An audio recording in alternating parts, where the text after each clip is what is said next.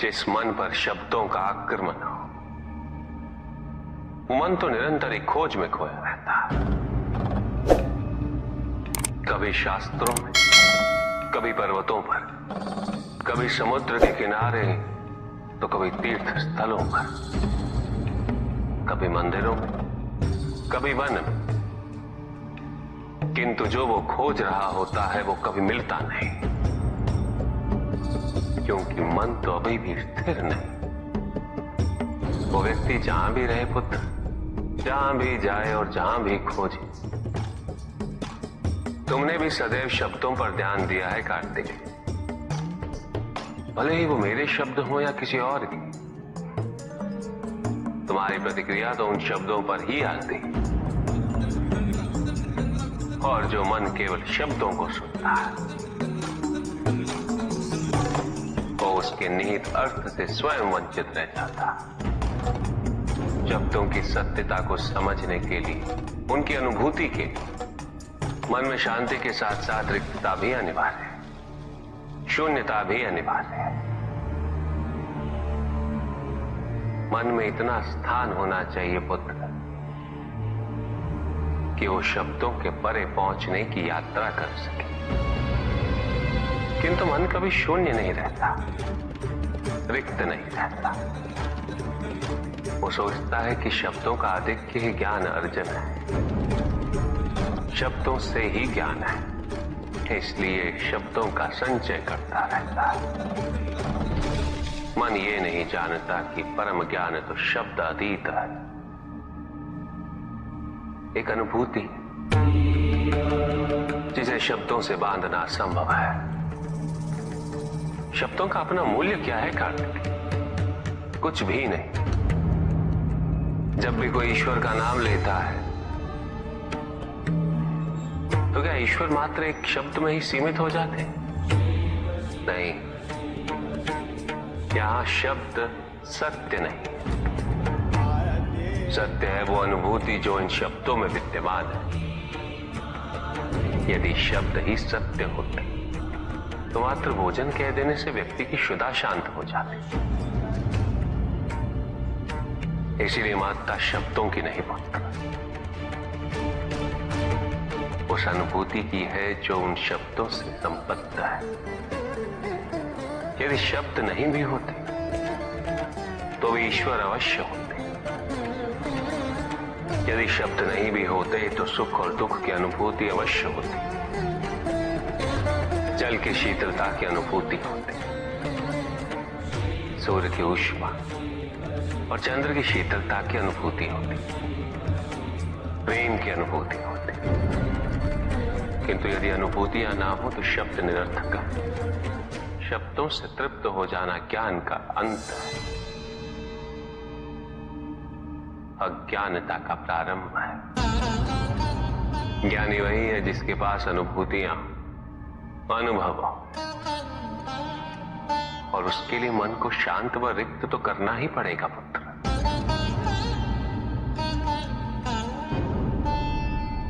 युद्ध किसी व्यक्ति से नहीं गणेश, मानसिकता से होता। युद्ध में संघर्ष अच्छाई या बुराई का नहीं होता, सभी में अच्छाई है और बुराई भी है पुत्र। युद्ध तो विचारधाराओं का होता है। व्यक्ति अपने पराक्रम पर, अपनी क्षमता पर विश्वास कर युद्ध करता है, और जब उस विश्वास को क्षति पहुंचती है तो सब कुछ निरर्थक प्रतीत होने लगता है। किंतु आपसे पराजित होकर भी लोहितांग क्यों नहीं समझ रहा? उसे अपनी स्वतंत्र इच्छा का उपयोग कर उचित मार्ग पर चलने का प्रयास करना चाहिए। व्यक्ति अपने को खो दे समझती है, व्यक्ति अपने को समर्पित कर दे, छोड़ दे अहंकार को, तो ब्रह्म की इच्छा ही पूर्ण होती है, और अभी भी वही फलित हो रही है। ऐसा नहीं है कि हम उससे भिन्न फलित करा लेंगे, लेकिन व्यक्ति भिन्न फलित कराने में लड़ेंगे, टूटेंगे, नष्ट हो। एक नदी में एक बार बाढ़ आ गई पुत्र। 2 छोटे से तृण उसमें बह रहे थे और उसमें से एक नदी में तिरछा पड़ गया और वो बाढ़ को रोकने का प्रयास कर रहा था। वो अत्यंत ऊंचे स्वर में कह रहा था कि नदी को आगे नहीं बढ़ने देगा। यद्यपि नदी तो बस बढ़ती ही जा रही थी। वो फिर ऊंचे स्वर में यही कह रहा था कि मैं इसे अवश्य रोकूंगा, यद्यपि रोक नहीं पा रहा था। नदी को तो उसके संघर्ष का कुछ भी पता नहीं चल रहा था, किंतु नदी को उसके होने या ना होने से क्या अंतर। उस कण के लिए तो यह अत्यंत महत्वपूर्ण था। उसका जीवन तो संकट में था। वो तो बस बहे जा रहा था। वो जहां भी पहुंचता, किंतु उससे पहुंचना तो संघर्ष करके ही था। किंतु ये बीच का क्षण, ये बीच का काल दुख, पीड़ा, द्वंद्वता का काल है। वहीं दूसरी ओर जो दूसरा तृण था, उसने अपने को समर्पित कर दिया। वो तो नदी में सीधा पड़ा हुआ था। नदी के प्रवाह के साथ साथ बहता जा रहा था और उसे ऐसा प्रतीत हो रहा था जैसे कि वो नदी को दिशा दे रहा है, उसे प्रवाहित होने में सहायता कर रहा हो। वो तो ये निश्चय कर बैठा था कि नदी को समुद्र तक पहुंचाकर ही रहेगा, किंतु नदी को उसकी उपस्थिति का भी आभास नहीं था। नदी पर उन दोनों के होने या ना होने का कोई प्रभाव नहीं था। नदी तो बस बहे जा रही थी। ब्रह्म की इच्छा को जाना नहीं जा सकता, किंतु ब्रह्म के साथ एक अवश्य हुआ जा सकता, और तब व्यक्ति की अपनी इच्छा तो खो ही जाती है। केवल उसकी इच्छा ही शेष रह जाती है। द्वैतांग को अपनी आगे की यात्रा पूरी करने हेतु अत्यंत महत्वपूर्ण निर्णय अवश्य लेने होंगे। केवल उसके अहंकार को, अपितु उसके आत्मसम्मान को भी क्षति पहुंची। जहां से इस युद्ध का अंत हुआ है, वहीं से लोहितांग के अंतर युद्ध का आरंभ हुआ है। और जो भीतर पराजित होता, उसे हर दिशा में केवल पराजय ही दिखती है।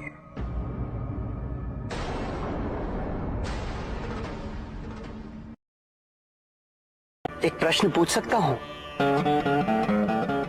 अवश्य ऋषि कश्यप। जहां प्रश्न नहीं वहां जिज्ञासा नहीं, और जहां जिज्ञासा नहीं होती वहां ज्ञान की वृद्धि नहीं हो सकती। निसंकोच होकर पूछिए। प्रभु, आप तो कालोपरी हैं, सर्वज्ञ हैं, त्रिकालदर्शी हैं। चारों ओर ये जो अज्ञान का अंधकार फैल रहा है, उसमें ज्ञान का मूल अर्थ कहीं ना कहीं खोता जा रहा। मेरा आपसे विनम्र निवेदन है प्रभु, किसी अन्य विषय पर चर्चा आरंभ करने से पूर्व हमारे और इस समस्त संसार के कल्याण और मार्गदर्शन हेतु आप ज्ञान की मूल परिभाषा से एक बार हमें पुनः अवगत करवाएं। ज्ञान और अज्ञान की परिभाषा को स्पष्ट रूप से समझने के लिए ज्ञान और अज्ञान की विशेषताओं का स्मरण करना आवश्यक है।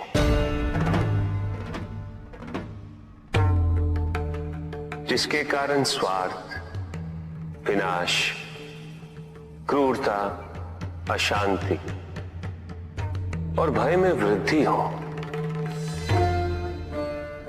वो अज्ञान है। किंतु जो व्यक्ति को उदार, निर्भीक, सहनशील और विनम्र बनाए, वही ज्ञान है। अज्ञान की शक्तियां दुरुपयोग करने हेतु प्रेरित करती हैं, किंतु जो अपनी शक्तियों और अपने सामर्थ्य के प्रति अपने उत्तरदायित्व को समझाए, जो न केवल अपने अपितु अपने से पहले संसार के उद्धार हेतु प्रोत्साहित करे, वो ज्ञान है।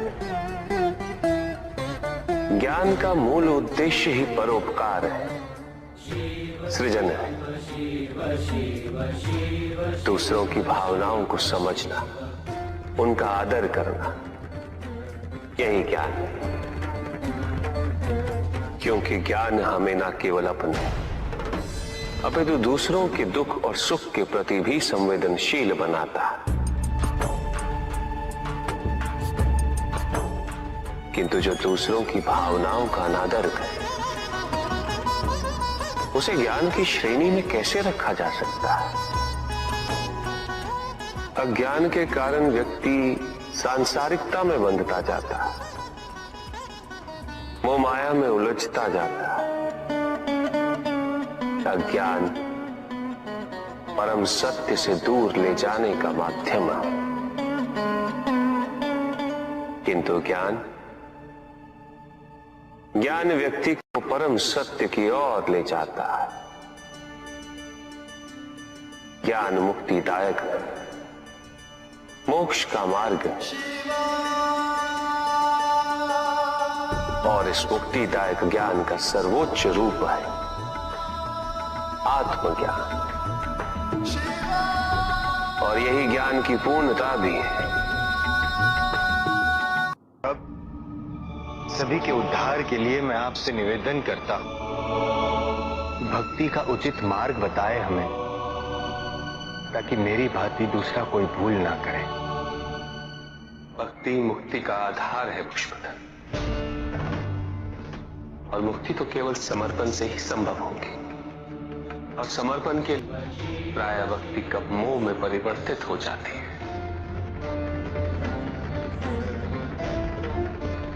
और ऐसे में पथ भ्रमित होना अनिवार्य है।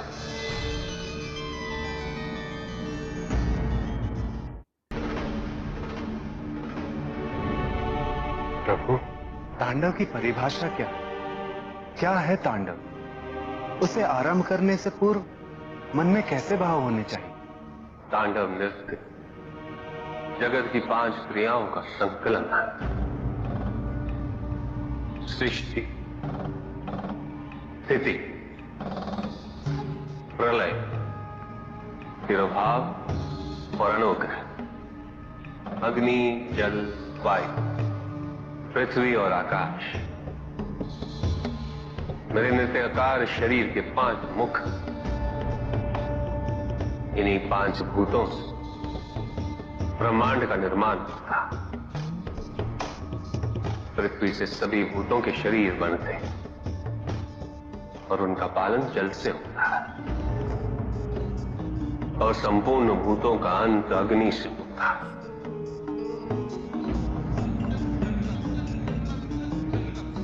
वायु तथा आकाश में तिरोभाव और अनुग्रह की शक्ति। इस प्रकार मेरे ये 5 महाभूत मुख मेरे नृत्य की 5 महाक्रियाओं का प्रतीक है। धन आवश्यक है ऋषियंत्र, क्योंकि धन मूल आवश्यकताओं को पूरा करने में सहायक होता है। किंतु जब कोई व्यक्ति इच्छाओं को आवश्यकता समझने लगे,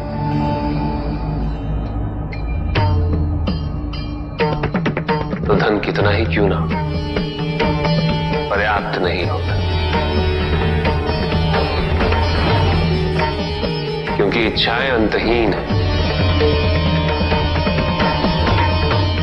इसलिए मनुष्य कभी ना समाप्त होने वाली इच्छाओं की पूर्ति हेतु धन संचय को ही अपने जीवन का लक्ष्य समझ लेता है,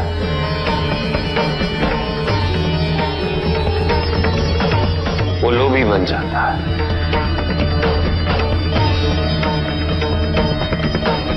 वो भूल जाता है कि उसके जीवन का मुख्य लक्ष्य ईश्वर के समीप आना है।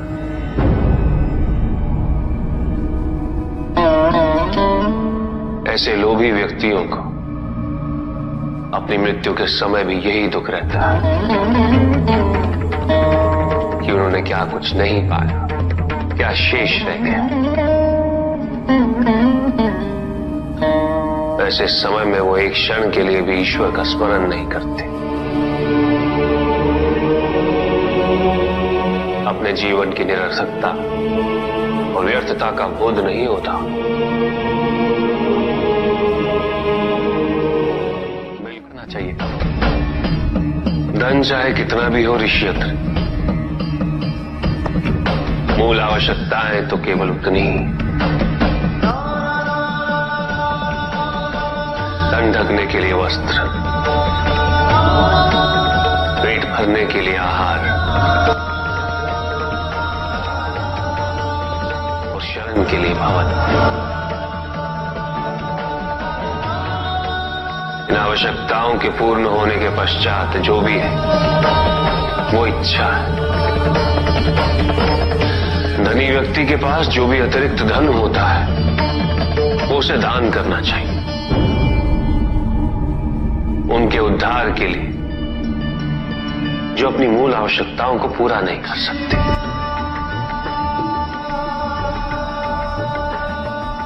ऐसा करने से संसार में समानता होगी, द्वेष नहीं होगा, सद्भावना बनी रहेगी। किंतु कुछ व्यक्ति इस तथ्य को समझ ही नहीं पाते। उन्हें अपने एकत्रित किए हुए धन से इतना मोह हो जाता है कि वो उसका एक अंश भी किसी और को नहीं देना चाहते।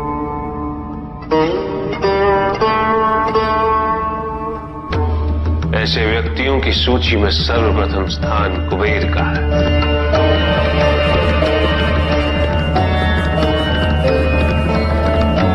इस संसार में सबसे अधिक धन उन्हीं के। शक्तिशाली बनना अत्यंत कठिन है, किंतु उससे भी कठिन होता है शक्तिशाली बने रहना। और इसके लिए आवश्यक है कि हम शक्तियों से प्राप्त हुए उत्तरदायित्व का सम्मान करें।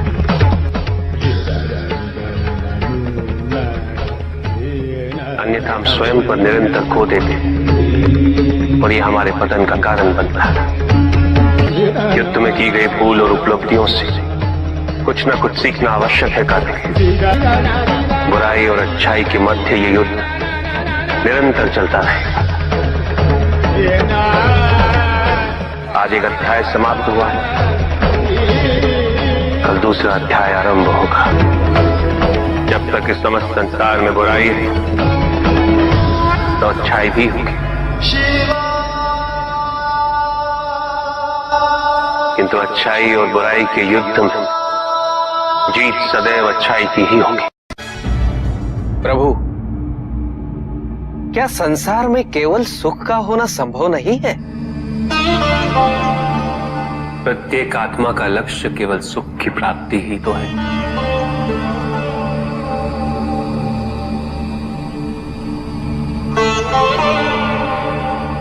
परमानंद की प्राप्ति,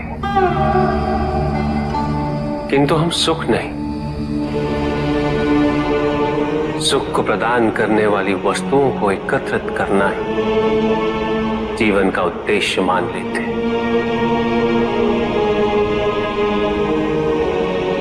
ये समस्त संसार माया है, सब कुछ नश्वर है।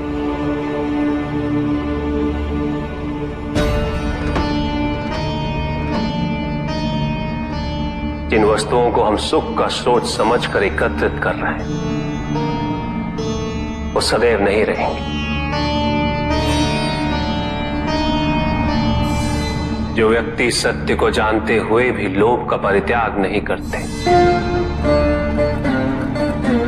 वो सदैव इन्हें खोने के भय में जीते।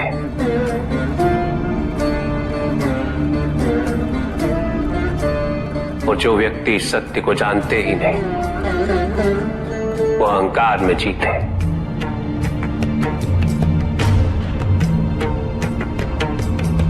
और जहां अहंकार और भय उपस्थित हो, वहां सुख कैसे रह सकता?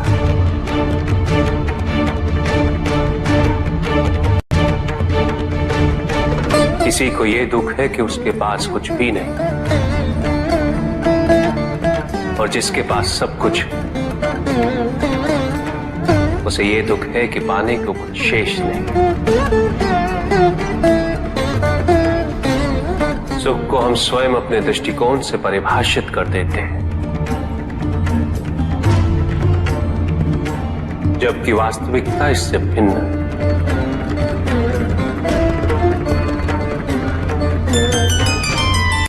इसलिए आवश्यकता है अनासक्त रहने की। किंतु प्रभु, क्या आसक्ति स्वाभाविक नहीं है? और दुख का मूल कारण भी तो यही है ऋषि भृगु। आसक्ति हमारे मन की शांति को छीन लेती, उसे भंग कर देती।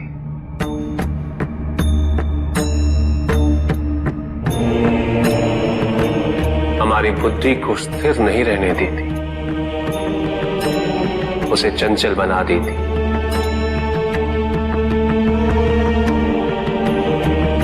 आसक्ति से प्रमाद की उत्पत्ति होती, प्रमाद मद होता है, और मद अहंकार का स्रोत है। और अहंकार पूर्णतः शुभता में परिवर्तित हो जाता है, अर्थात आसक्ति अशुभता की जननी। इसलिए अनावश्यक है। तो प्रभु, आसक्ति को अनासक्ति में कैसे परिवर्तित किया जा सकता है? और हम आसक्ति से कैसे उबर सकते हैं प्रभु? आसक्ति से मुक्त होना ही अनासक्ति है। आसक्तिहीन होने के लिए अपने और पराये का भेद मिटाना अनिवार्य है।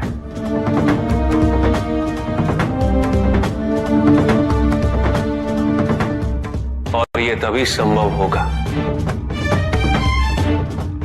जब हम सुख की खोज बाहर नहीं, अपने भीतर करें। जब हम यथार्थ को पहचानें, उसे स्वीकार करें।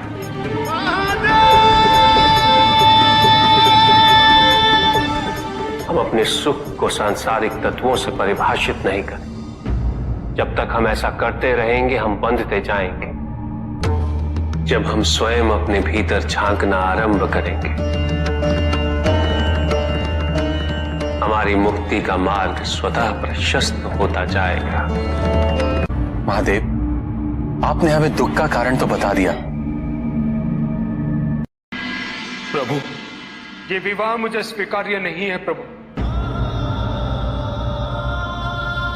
मैं मेरे जीवन का प्रत्येक क्षण आपकी सेवा में समर्पित करना चाहता हूं। मैं नहीं चाहता हूं कि मेरा कोई भी संबंध मेरे भक्ति को विभाजित या बाधित करने का कारण बने। नंदी, विवाह तुम्हें मेरी भक्ति के लिए अयोग्य कैसे बना देगा? उसमें बाधा कैसे उत्पन्न कर देगा? माता, आपके और प्रभु के बीच में इतनी चुनौतीपूर्ण स्थितियां उत्पन्न हुई, फिर भी आप दोनों स्थिर रहे। किंतु मेरे लिए यह संभव नहीं है माता, क्योंकि मैं अपने दायित्व के मार्ग में कोई भी विकर्षण सहन ही नहीं कर सकता। नंदी, मेरे एक प्रश्न का उत्तर दोगे? पहले तो तुम केवल मेरे प्रति ही समर्पित थे, किंतु अब अब तुम मेरे साथ साथ पार्वती की भी आराधना करते हो।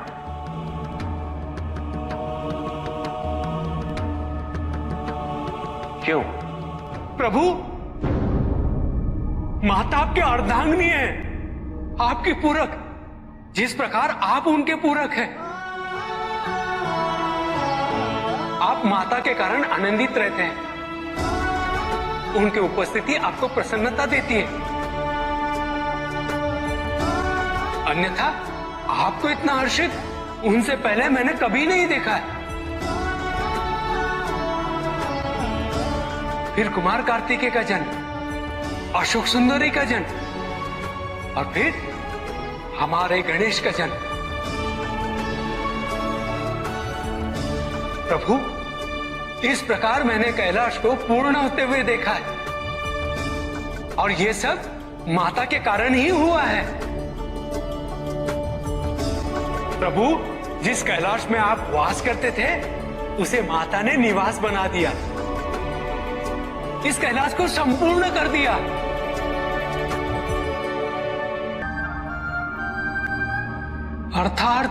अर्थात व्यक्ति की पूर्णता हेतु विवाह आवश्यक है नंदी। जैसे स्वामी और हम एक दूसरे के पूरक हैं, उसी प्रकार तुम्हारी अर्धांगिनी और तुम एक दूसरे के पूरक बनोगे। विवाहित जीवन की अनुभूति, परिवार का सुख, उसके सुख और उसकी सुरक्षा के लिए संघर्ष, ये सभी अनुभूतियां व्यक्ति के विकास के लिए अनिवार्य है नंदी। किंतु प्रभु, मेरी स्वतंत्रता। स्वतंत्र तो वो नहीं है नंदी जो विवाह के विचार से भयभीत होते हैं या संकोच करते हैं, क्योंकि स्वतंत्रता तो वो है जो किसी भी विचार से प्रभावित ना हो, किसी भी सुख, किसी भी दुख से प्रभावित ना हो। और जो व्यक्ति इतना तटस्थ हो, जागरूक हो, उसकी स्वतंत्रता को तो विवाह से भी प्रभावित नहीं होना चाहिए। और फिर क्या गणेश, कार्तिकेय और अशोक सुंदर, ये सभी विवाह उपरांत परिवर्तित हो गए? क्या उनका विवाहित होना उनकी भक्ति और उनके समर्पण में बाधा बन गया नंदी? उनकी स्वतंत्रता में बाधा बन गया? क्या अपने माता पिता के प्रति उनका प्रेम और उनका सेवा भाव घट गया नंदी? फिर मेरे एक और पुत्र को ये चिंता क्यों?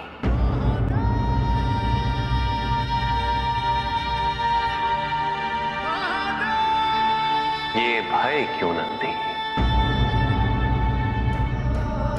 अग्नि जलाती है, जल बुझाता है, दोनों के कार्य क्षेत्र पूर्व परिभाषित और भिन्न है।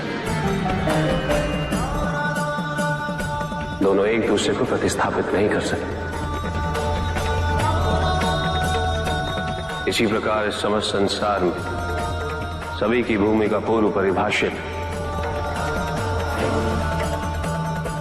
संसार की यही विविधता इसकी विशेषता भी है।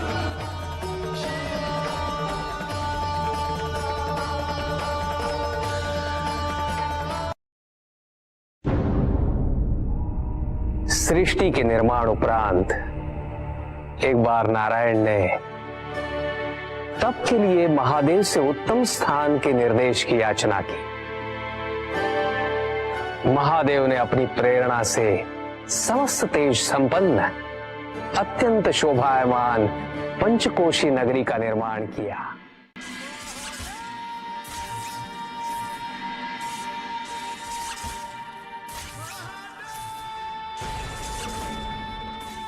वहां उपस्थित होकर नारायण ने बहुत काल तक तपस्या की।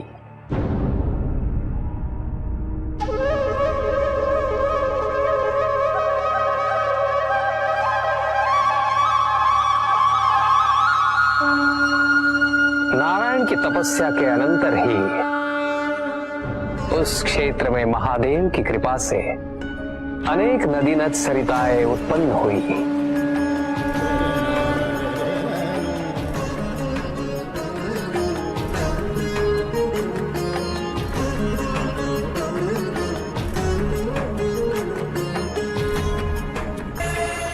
इस सब को देखकर आनंदमयी हो उठे नारायण ने जैसे ही अपना शीश हिलाया, उनके कान की मणि गिर पड़ी। मणिकर्णिका के उस पंचकोश वाले विस्तृत क्षेत्र को महादेव ने अपने त्रिशूल पर धारण किया। महादेव ने अपनी शक्ति से उस पंचकोशी तीर्थ को सभी 14 लोकों से पृथक रखा और आगे इन सब से अलग उसको मृत्युलोक में स्थापित किया। नारायण की ये मणिकर्णिका हमारे द्वारा निर्मित इस विश्व में स्थान पाए और सभी जीवों को हमारी ओर लाने का साधन बने। महादेव, आपने कहा था कि आप इसे इस लोक में स्थापित करेंगे। अब समय आ गया है। महादेव की कृपा से उस मणिकर्णिका का विस्तार पंचकोश तक हो गया। ये मणिकर्णिका पंचकोश की काशी बनकर इस पृथ्वी पर सदैव रहेगी। यह अविनाशी है, चिरकाल तक। सृष्टि के अंत के पश्चात भी इसका अंत नहीं होगा। ये भूमि मुझे सदैव प्रिय रहेगी। यहां तप करके स्वयं नारायण तीनों लोकों को प्रकाशित किया, इसीलिए ये मुझे अत्यंत प्रिय है। मैं इसे कभी भी नष्ट और विनष्ट नहीं होने दूंगा।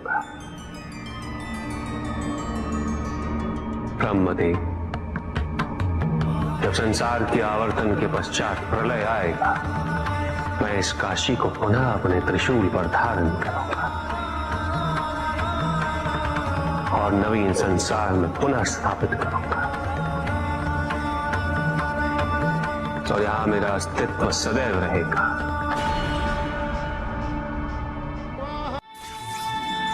महादेव ने उस क्षेत्र से अपने आत्मिक योग को ध्यान में रखते हुए अपने ज्योतिर्लिंग को वहां स्थापित किया, जो इस क्षेत्र से कदापि पृथक नहीं हो सकता। विश्व की स्थापना तो हुई, किंतु इस ज्योतिर्लिंग को आपने उस स्थान पर स्थापित किया है जिसकी ऊर्जाएं विश्व से परे। इस ज्योतिर्लिंग को विश्वेश्वर ज्योतिर्लिंग के नाम से जाना जाएगा।